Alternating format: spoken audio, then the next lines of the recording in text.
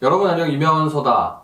왜 큰 물에서 놀아야 크게 된다고 하잖아요. 큰 물에서 논다. 사람도 큰 물에서 놀아야 잘 될까요? 저는 이 얘기에 대해서 뭔가 드릴 말씀이 있을 만한 환경에서 자라왔는데, 예컨대 제가 대학교를 서울대를 가고 싶었다라고 하면은 저는 어차피 강남 8학군 출신이 아니기 때문에 그냥 동네에서 열심히 공부해가지고 내신을 잘 따서 거기서 전교 1등을 열심히 해가지고 지역균형 선발 전형이나 등등의 기회를 통해서 남들보다 쉽게 서울대를 갈 수 있는 그 코스도 저한테 옵션이 있었습니다. 중학교 때 고등학교를 가고 대학교를 가고 그 코스가 있었고, 그게 저희 어머니가 원했던 바로 그 코스. 그리고 그 코스를 따라가가지고 제 중학교 동창 중에는 서울대 의대를 간 사람이 있었어요. 그러니까 그런 전략적인 선택도 결과적으로는 제가 봤을 때는 나쁘지 않았을 거라고 생각을 합니다.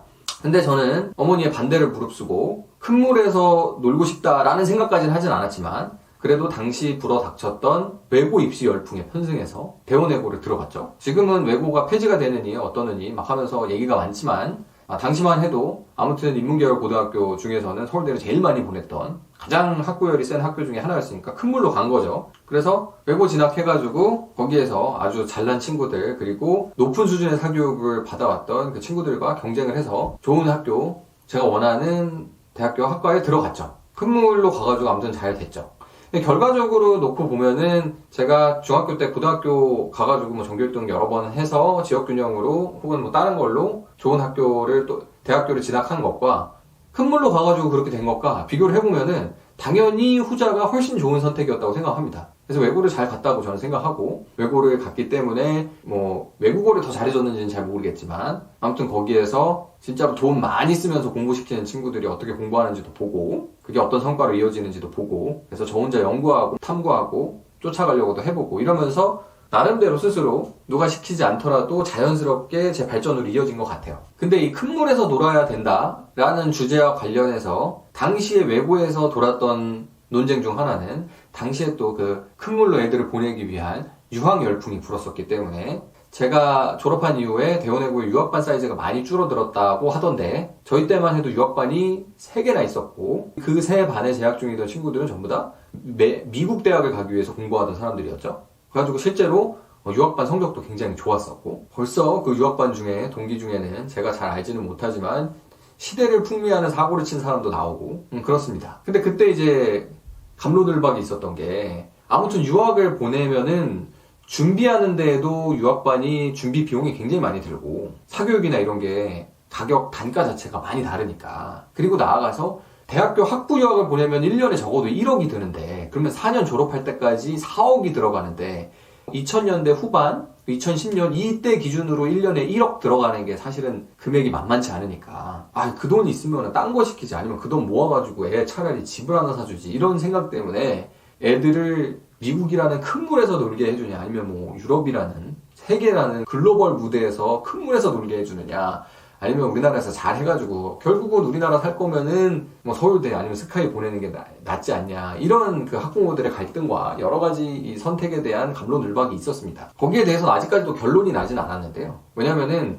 그 유학반으로 유학을 갔던 친구들이 한국으로 되게 많이 돌아왔어요. 언어 문제가 있을 수도 있고, 영어를 많이 잘하더라도 비자 문제가 있을 수 있고 해가지고 결국은 그 유학 갔다가 돌아오는 비율이 굉장히 많거든요.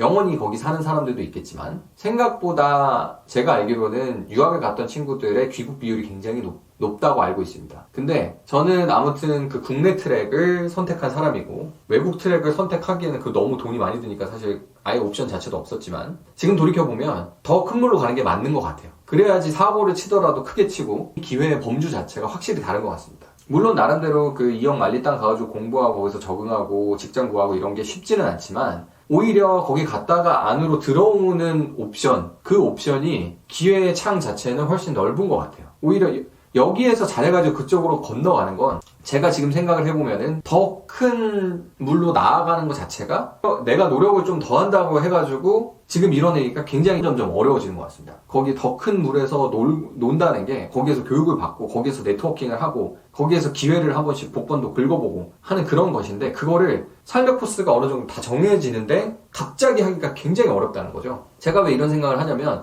저는 어차피 이런 좋은 트랙을 밟기 위해서 공부 열심히 해가지고 좋은 학교를 가고, 그리고 그거 가지고 이런저런 거 서울대 팔아가면서 유튜브도 하고 하는데, 근데 제가 했던 여러 가지 선택 중에 중학교 때 고등학교 올라가는 거, 대학교 올라가는 거는 더 큰 물로 가는 선택을 한 건데, 제가 대학교를 뭐 졸업하고 나서 했던 일들 중에는 큰 물로 가지 않는 선택? 뭔가 내가 더 큰 리그의 일부가 되기 위한 것 말고 그냥 내가 독자적으로 나만의 독특한 선택을 하는 것들이 종종 있었단 말이죠. 예컨대 창업을 한 것도 그렇고, 남들이 다 뭐 이런저런 학술 동아리나 아니면 다른 네트워킹하고 좋은 직장을 구할 때 저 혼자 밴드하고 뭐 칵테일 말고 막 이러면서 저만의 이 영역을 구축해 나가고 했던 부분들이 분명히 있었는데, 그 선택이 반드시 옳았던 것 같지 않습니다. 왜냐면 이 큰 리그, 큰 물의 일부가 되기 위해서, 거기서 놀기 위해서 하는 거는 항상 그 인생의 시기와 찬스가 정해져 있어요. 그래서 제가 지금 그 큰 리그를 향해서 뭔가를 하려고 해도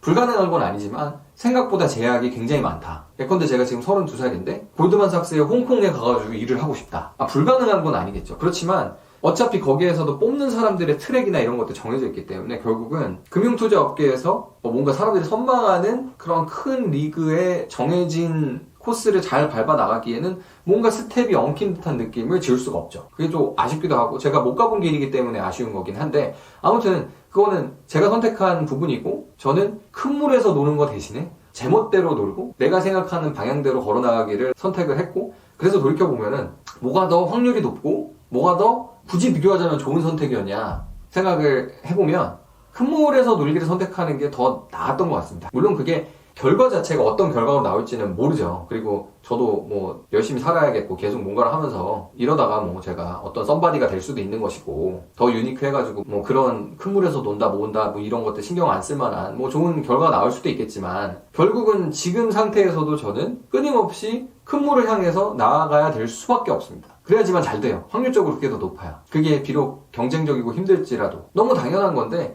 유튜브만 해도 저처럼 뭔가 전체 오디언스에 다 소구할 수 없는 주제를 하는 것보다 마켓 자체가 크고 사람들이 많이 볼 수 있는 거를 하면 좋죠. 그게 큰 물이니까. 예를 들어서 먹방, 세계인들이 보는 먹방, 세계인들이 볼 수 있는 무언가, 한국어로 하는 유튜브가 아니라 세계인들이 많이 볼 수 있는 영어로 하는 유튜브, 이런 것들을 한다면 훨씬 더 좋겠죠. 근데 그게 제가 이제 선택하고 노력해서 하기에는 쉽지 않으니까 저도 선뜻 그렇게 할 수가 없는 거죠. 아무튼 큰 물에서 논다는 건 항상 그런 의미가 있는 것 같습니다. 그래서 선택을 할 수 있는 시기라는 것도 결국은 내가 아무리 자신 있다 하더라도 그 큰 흐름을 거스르고 이길 수는 없으니까, 되도록이면 내가 버틸 수 있고 내가 살아남을 수 있는 수준에서는 항상 큰 물에서 노는 것이 좋다. 그게 더 확률이 높은 선택인 것 같다라는 생각을 합니다. 주변에서 많이 봐요.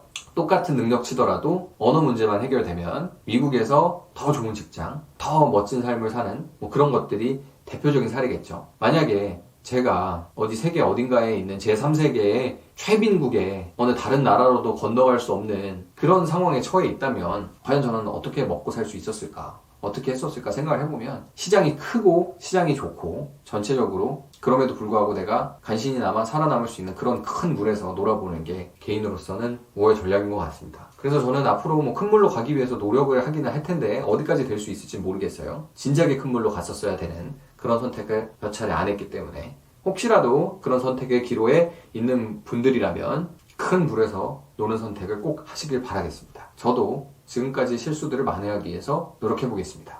뿅!